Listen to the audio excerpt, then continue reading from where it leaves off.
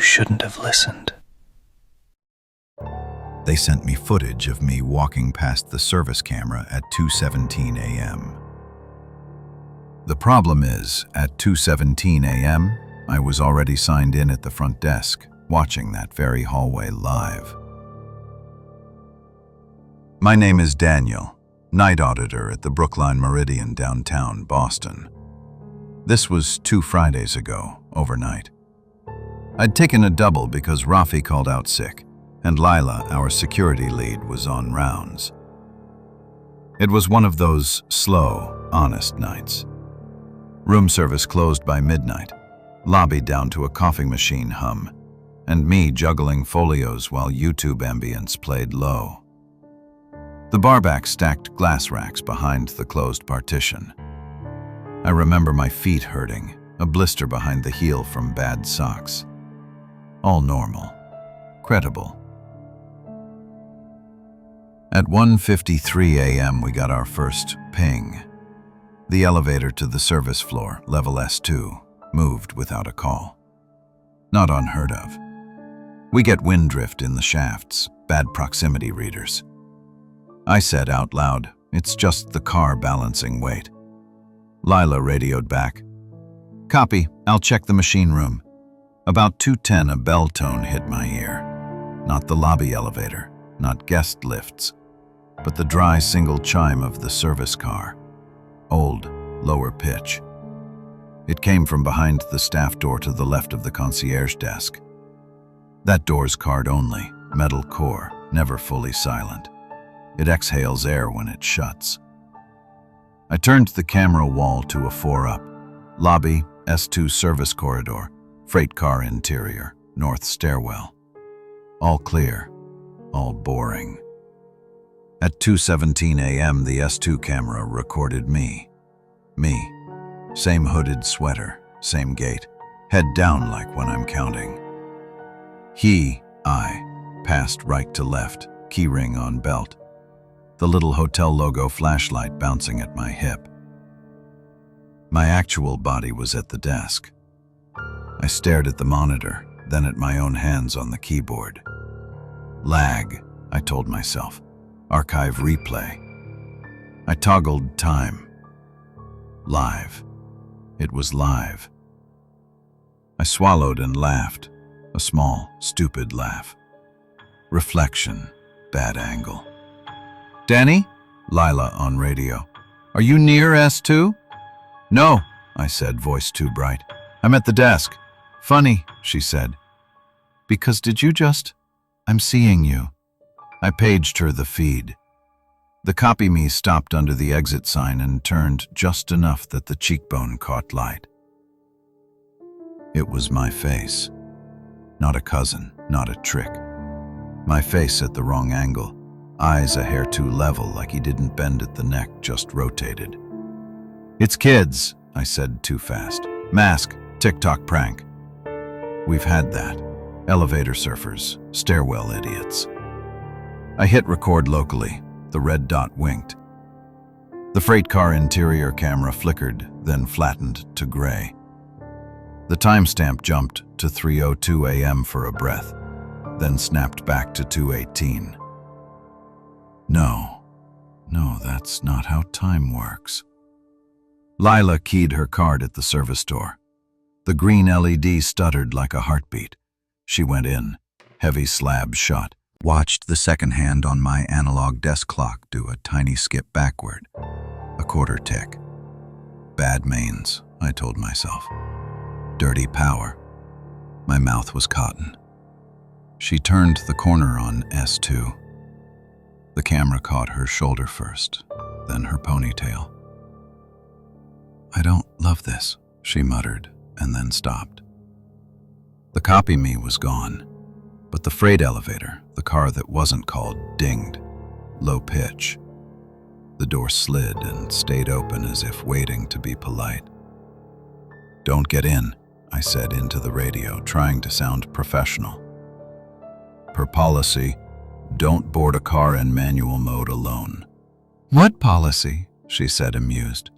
Then softer, "Do you hear that?" A whisper of the car's fan.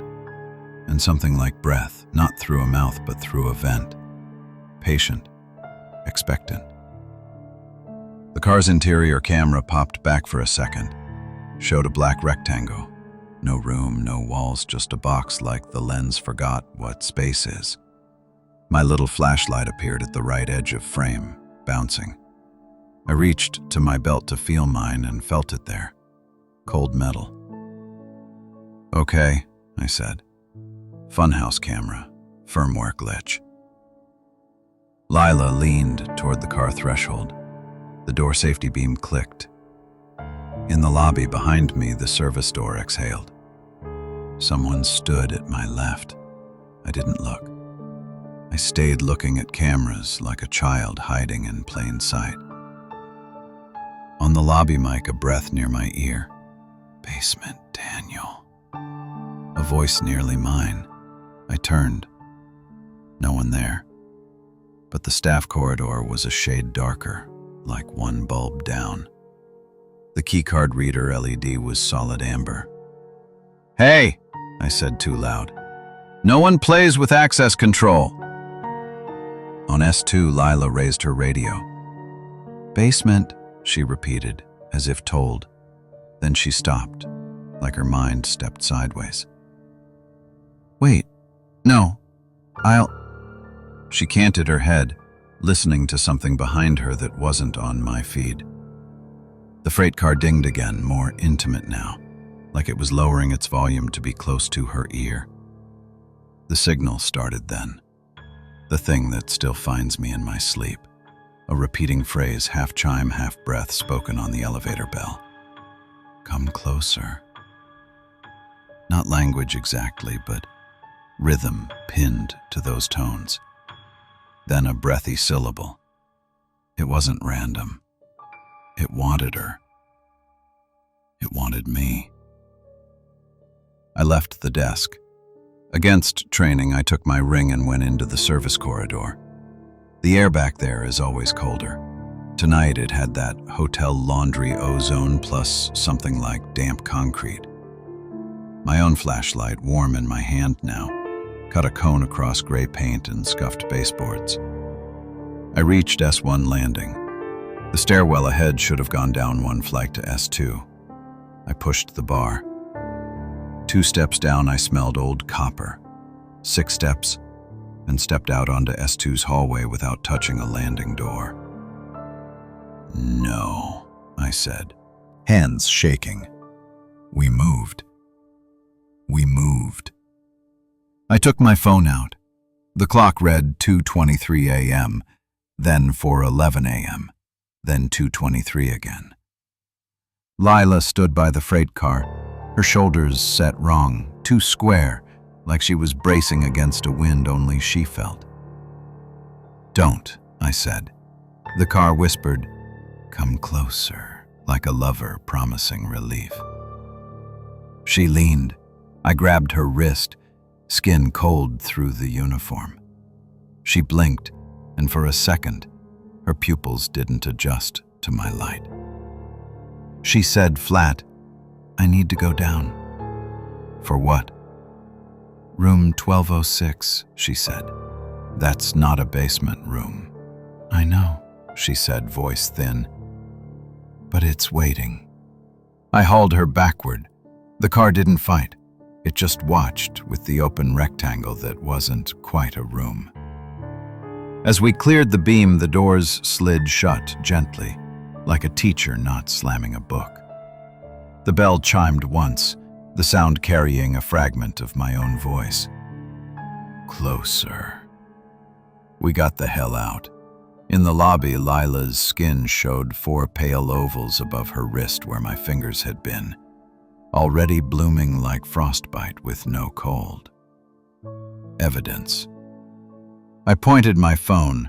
The camera app glitched, saved a burst I didn't take. 5 photos of us at the service door, from inside the corridor, from the angle where no one stood. In one frame, a second me stands behind me, chin near my shoulder, eyes level with mine. The timestamp says 2:17 a.m. We sat behind the desk, safe, the lobby a warm aquarium of lamps and brass. Lila drifted, not asleep, not awake, repeating, "Basement, room 1206, basement." I muted the feed. It didn't matter. I could hear the low bell anyway, like a heartbeat in the walls. When my shift ended, I took the stairs to street level and didn't use the elevator. Outside in the quiet, my phone buzzed once with a Bluetooth alert that didn't resolve. Under it, a saved voice memo I never recorded. My voice, tired, whispering, "Come closer." I still work there. I take the guest lifts only if someone else is in the car. Last night, standing by the valet stand, I smelled laundry ozone and damp concrete blow across hot summer air. The freight car dinged somewhere behind my teeth. "Come closer," it said, like it missed me. This doesn't end here. Something else was happening somewhere else. My name's Priya, housekeeping supervisor. Same hotel as Daniel's, the Meridian. This was last winter. The night it iced over and the city went soft and dull by 11 p.m. I pulled an overtime because we had a wedding block on 14, and bridesmaids shed glitter like snakeskin. My cousin Mira came in as a temp. She wanted the hours. She's the other person I need to talk about. She's not the same. We do final passes by 2 a.m. I keep a little checklist board. I like squares to tick.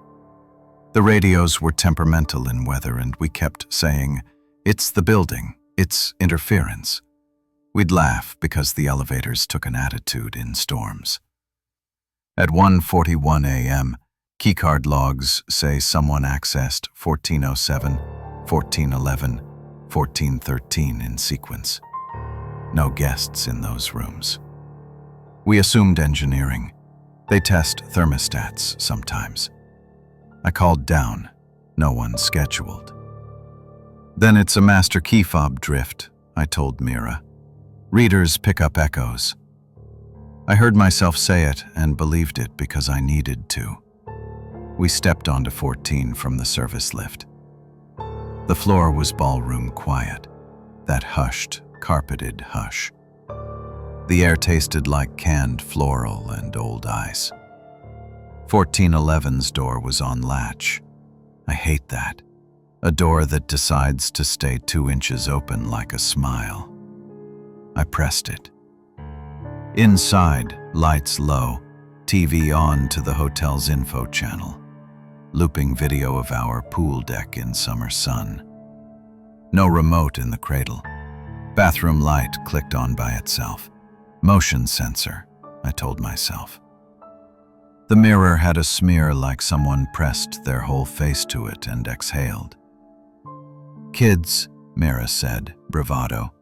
Weddings sloshed, came back to the wrong floor, played. We made our way to the desk to leave a found remote note. The pen rolled and stopped against the edge like a finger arrested it. I flinched and laughed it off. The signal began quiet. Not a threat, more like waiting. "Housekeeping," I said, because that's what you say. The closet was empty. Hangers faced one way like soldiers.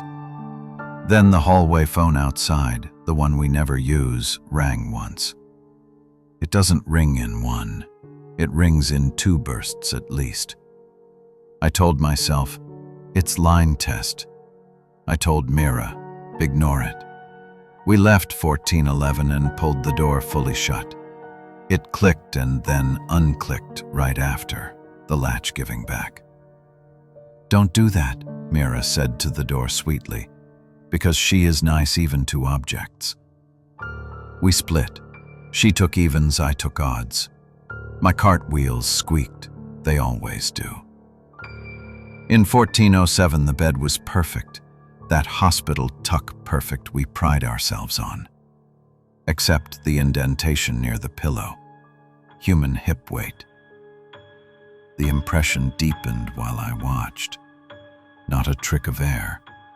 I set my palm in it. It was cold. My hand took its shape like memory foam. Thermal differential, I said, because I've watched maintenance videos. My throat was tight. Mira called my cell because radios were garbling.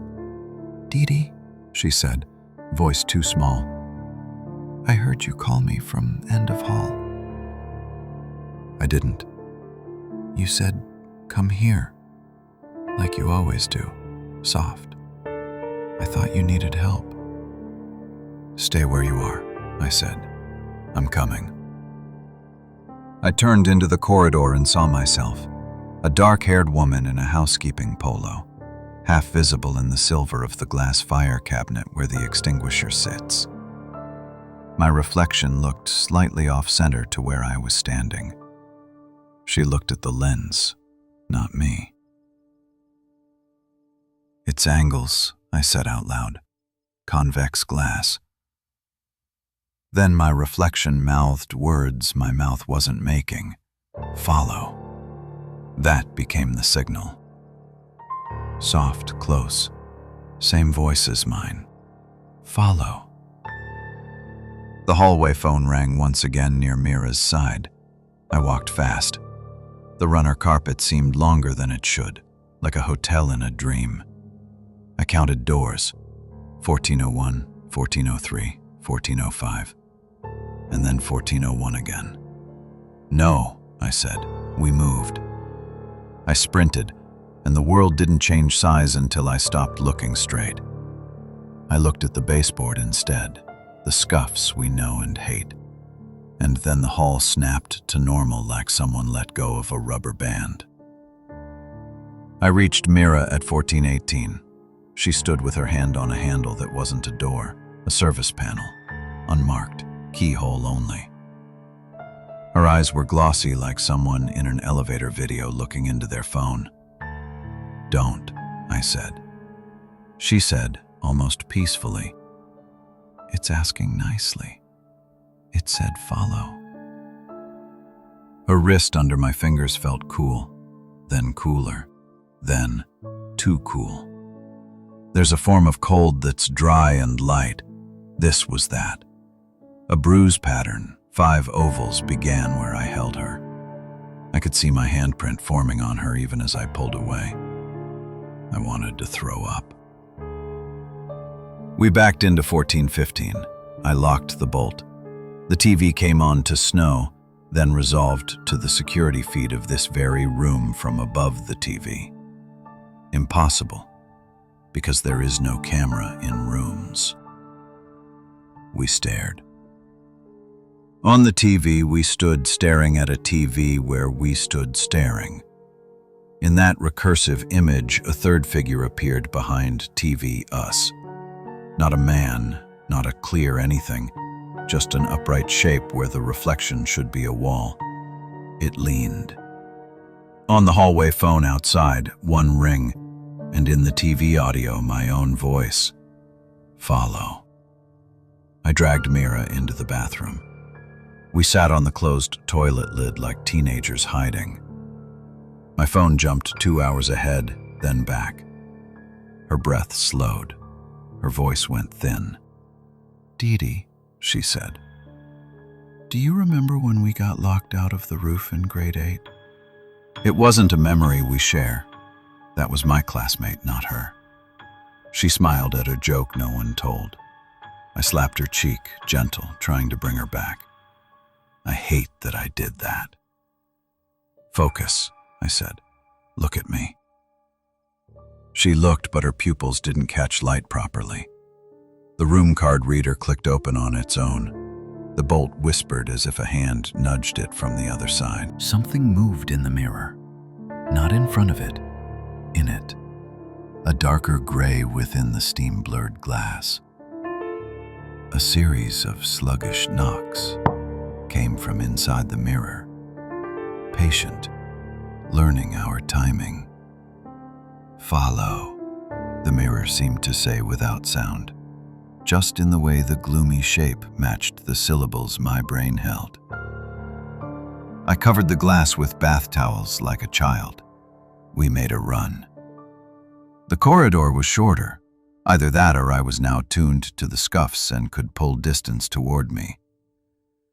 The elevator dinged, a bell tone we'd both learned to dislike. "Don't," I told the car. I don't know why I spoke to it like a dog who wants to chase a squirrel. We got to the service lift. I hit lobby. The button didn't light. The panel displayed LL, then B, then 14 again. The car refused. "It's just the ice," I told Mira, already weeping without sound. "Hydraulic lag." Then the speaker grill, the cheap square on all freight cars, breathed. "Follow." Same tone, same intimacy.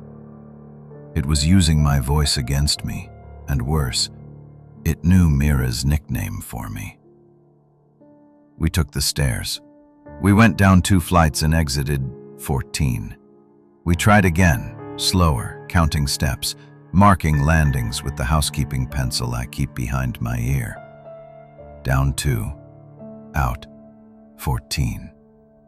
"No," I laughed. It sounded like breaking glass in my throat. "We moved." "We did." Mira's face relaxed into a tourist expression, like a person already in the thing they came to find. "It wants us," she said, sweet. "It's not angry." Back at the service door to 1411, we heard the hallway phone ring once, closer than the wire makes sense. "Follow," in my tone, but somehow kinder than I've ever been to anyone. I took Mira's hand and we ran for the main stair. At landing 13, she jerked back with such force I slammed my shoulder into the wall. She was smiling toward something past me. "I'll just be a second," she said to the air. "Priya can wait." I dragged her. She came, but not like a person who wants to. Her feet caught, step to step, as if hands behind her tried to count her toes. We got to the lobby. The automatic heater breathed on us like a dog that's too close. We stood safe. I turned both our wrists palm up. Her bruise ovals were darker. Mine were there now too, where she had grabbed me without knowing. We smelled cold flowers on our uniforms, the kind from an empty wedding ballroom. The front desk phone blinked a new voicemail. Daniel looked at me, eyebrows. "Are you okay?" He hit play. My voice, recorded at 2:12 a.m., said to both of us, "Follow." Mira never came fully back. She works days now, slower, answers to Mira, and sometimes to Priya if you say it soft. I'm told that's stress. We don't go to 14 without 2 people and a doorstop. At home, sometimes the mirror fogs when no one showered, and a towel slid over the edge. Last week, in a way that felt like a suggestion. The hallway phone doesn't live in my house, but I hear it. A single polite ring, then quiet, then my own voice asking me to follow. This doesn't end here. Something else was happening somewhere else. I know hotels. I do late shift AV tech for conferences, projectors, mics, HDMI nightmares, and I live 3 blocks from the Meridian, so they call me when the ballroom laptop decides at 11 p.m. that it's a toaster. My name's Evan. This happened last Tuesday, meaning 4 days ago. I am trying to stick to facts. ConOps wrapped at 10:30 p.m. I stayed to coil cables. The banquet captain, Luis, said, "Do you mind stashing the uplights in 23 storage? Someone left the cage open." 23 storage sits on a floor that's supposed to be mechanicals only. You access it through a keycard door off an empty corridor that runs above the main ballroom. An in-between floor, like a mezzanine with no windows. Carpet like office teeth. White doors no one loves. I took the freight elevator to M, then a half flight of stairs to the corridor. The air had that thin warmth of spaces air handlers forget. Something hummed. Not a note you hear, more a pressure on your eyelashes. I rolled the cart. The wheels squeaked like violins doing a joke. I said to myself, 5 minutes, coffee after. First wrong thing, footfalls ahead, regular, polite. A man in a suit turned the corner at the far end and walked past a door I know is a false door to an expansion joint. He didn't mask up, didn't nod. He had my shoulders. My first thought was Daniel's story. My second was, stop being hysterical, suits walk in hotels. I called, "Hey, storage open?" He didn't react like a person. His stride didn't adjust. The sound of his shoes arrived a fraction late, like an out-of-sync stream. He vanished around a corner we don't have. I told myself, new cut-through, I missed a memo. I kept rolling.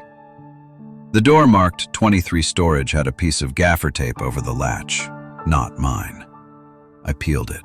Inside, shelves, uplights, our black crates, and a second door on the far wall that isn't there in my map. White, unmarked, no handle. Okay, I said, like acceptance could build a hallway. The signal for me wasn't a bell or a phone. It was an HVAC whisper. It said, as clearly as moving air can say things, don't turn around. Not shouted, not threatening, just personal. I laughed, one bark. I turned around immediately because that's what men like me do when told not to. No one. But the corridor back the way I'd come was longer than when I arrived. The lights now had a slightly colder temperature, a notch toward clinic. I filmed a 12-second video on my phone to shame myself later for being jumpy. In the video, the frame pans to storage, to my cart, to the corridor. And there is a man there. Me, 30 feet back, holding my phone up with the same cracked case. He lifts his phone the way I lift mine, like an echo catching up. I did not see him with my eyes. I saw him only in what I recorded. Okay, I told the empty corridor, voice thin. Ghost of streaming delay, compression artifact. I played the clip again. His shirt had a wrinkle where mine didn't. That's the thing my brain grabbed, the wrong wrinkle. He put his free hand up then, on the screen, palm out, greeting or stop sign. And my hand did not. I turned the phone off. I loaded the uplights. The HVAC said, don't turn around, gentler. I didn't turn. I rolled my cart forward toward the bank of elevators that would dump me back near the ballroom. Except the corner that should go left went left. I am not poetic. The building moved. Or I did. I hit the elevator call. The indicator stayed where it was, stuck between floors, the little red LED blooming and receding like a pulse. A little funhouse thought hit me. If I obey the corridor and don't turn around, maybe it will behave. So I backed up, walking backward with the squeaky wheels singing. The corridor obliged, inching me back toward 23 storage, which felt like the only anchored thing. Luis called my phone. You done? 2 minutes, I said, trying not to telegraph it in my tone. Cool. Oh, small thing. Stop by 24 and grab the rolling mic stand. We parked it on the empty floor to get it out of sight. There is no 24, I said. He laughed. There is tonight. The call ended to a pop like a small balloon in my ear. Don't turn around, said the vent, warmer now. It had turned into the possessive form of advice. I looked down at my hands, which were shaking. The cart vibrated. My phone buzzed with an Apple alert. Unknown accessory detected near you. Not AirTag, something else, generic. The map bubble was a blank grid that moved when I moved. I felt like a tagged animal. I made a decision that I think saved me from something, though I don't know from what. I said out loud in my calm tech voice, "Copy, not turning," and I started talking about cables. XLR 3-pin, male to female, 60-foot run, gaff along perimeter, mind the threshold. I bored the corridor with competence. It sounds stupid. I needed to make the world ordinary by describing it. At the elevator, the doors slid with a courtesy that felt human. Inside, the floor indicator displayed 24. The button panel had one more button than it should, unlabeled, positionally where 24 would live if our building did that. I did not press. The door started to close. A hand stopped it. My hand from the recording, the wrong wrinkle, attached to a body that stood just outside, a half beat behind.